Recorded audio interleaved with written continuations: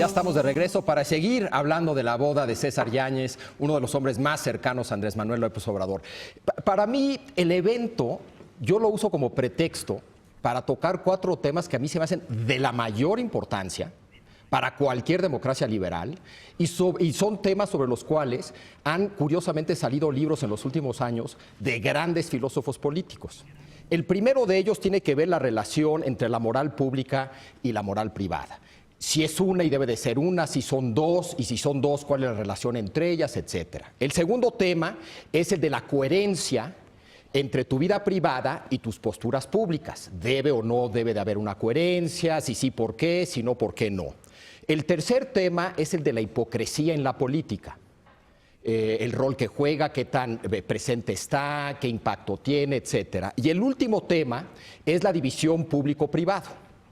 Curiosamente, sobre todos estos temas han salido libros en serio fascinantes en la última década.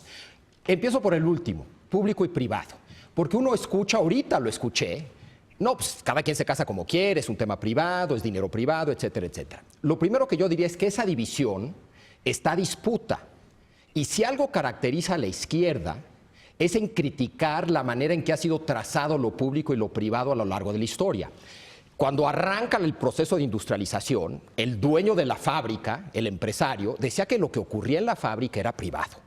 Si él golpeaba a sus empleadores y los hacía trabajar 20 horas, era un tema privado.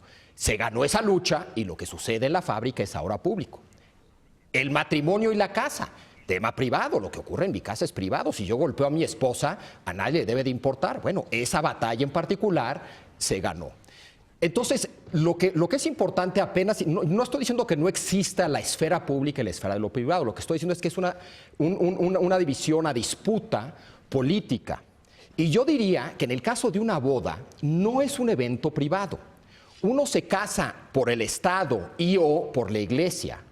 No se casa solita en lo privado. El hecho de que te casas usando al Estado o usando a la iglesia lo hace un evento por lo menos cuasi público. Un matrimonio en México y en Europa y en Estados Unidos es un evento público. Es para hacerlo público. Exacto. Tú lo que celebras es tu amor y celebras tu amor frente a tu comunidad. Lo haces e público. involucras al Estado y a la iglesia precisamente para hacerlo público. Claro. Entonces, no es un evento privado, ¿no? El tema de la hipocresía, ahí sí voy a defender un poco más. Hay un gran libro de David Runciman que se llama Hipocresía Política, que él acaba argumentando que es necesario tolerar un cierto nivel de hipocresía en la política, porque si no vamos a acabar siendo gobernados o por puros cínicos o por puro puritano. Y no queremos ni un gobierno de cínicos ni un gobierno de puritanos. Eso sí, la tecnocracia y el populismo, ambas curiosamente, son reacciones a la excesiva hipocresía de la clase política. Porque una reacción ciudadana ante la hipocresía del político es buscar la verdad y la respuesta técnica o la sabiduría del pueblo. Entonces, curiosamente, en efecto, tanto la tecnocracia como que critica muy seguido al López Obrador, como el populismo, que en cierto sentido representa al López Obrador, es una respuesta a la hipocresía excesiva. Entonces se vuelve interesante, y eso es lo que hace Runciman en su libro, analizar tipos de hipocresía y delinear qué tipo de hipocresía sí debemos de tolerar y qué tipo de hipocresía no. Habría que preguntarnos si esta hipocresía en particular es de las que debemos de tolerar o no. Pero ahí lo dejo de entrada y ahorita regreso a los otros 2 temas. Lo que pasa es que qué bueno que haces estas aclaraciones conceptuales, pero cada una de ellas, en este caso, está determinada pues, por la vara que puso el propio presidente electo y su movimiento, que es una vara muy alta. La vara que traen puesta de austeridad, de honradez, la vara que dicen en las primeras líneas del reglamento de Morena, no traicionar, no mentir, no engañar al pueblo. Bueno, eso es imposible. No mentir es imposible. Y haciendo política, muchísimo menos. Probablemente si no mientes haciendo política, serás un muy mal político.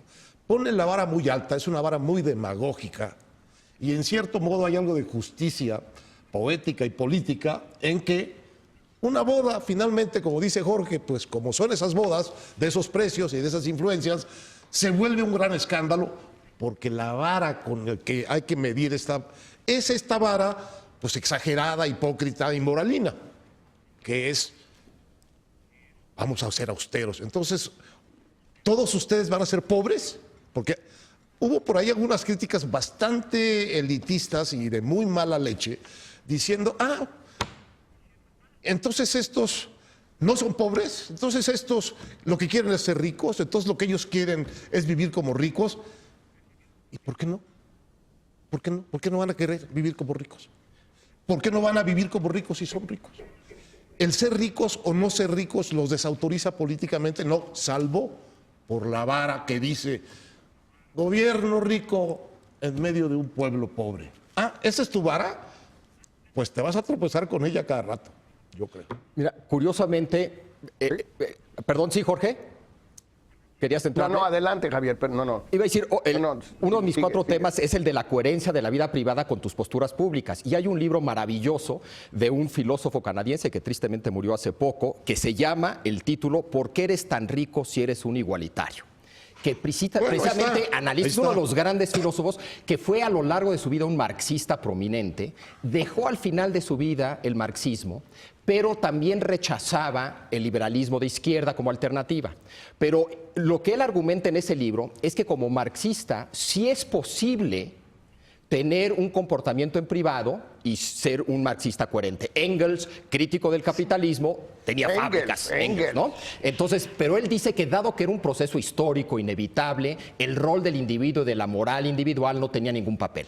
En el caso del liberalismo de izquierda, tampoco a la Rawls. ¿Por qué? Porque es un tema de diseño institucional donde la moral individual tampoco pesa. Entonces sí es posible tener una vida de un cierto estilo y ser socialista, de izquierda, marxista. Sin embargo, lo que termina al final de su vida argumentando Cohen es que el socialismo requiere, para que tenga éxito, de una moral personal.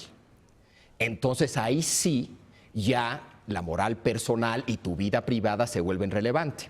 Entonces, habría que preguntarle a César Yáñez cuál es su postura de izquierda para saber si puede hacer esto o no. Pero eso, otra vez, yo sí creo que es un debate. Hay quien piensa que la vida privada no debe de ser relevante para las posturas públicas, y hay quien piensa que sí, y todo depende de tu teoría detrás de tu postura pública. Ahora, algo que ha dicho López Obrador Javier, siempre es que hay que predicar con el ejemplo, ¿no? No, me queda claro qué piensa López como Obrador. Política pública, ha dicho, como yo soy honesto, todo el gobierno va a ser honesto. O sea, ha hecho que su vida privada, de austeridad y honestidad, por alguna magia que no entiendo muy bien, se va a convertir a todo el gobierno en honesto y austero. Lo que vemos es que esa magia no llega, ¿no? Y este ejemplo, pues a lo mejor lo sigue él, pero no necesariamente lo cumple el resto de sus cercanos, ¿no? Claro, Jorge, tenemos que hacer una pausa y regresamos contigo, ¿te parece?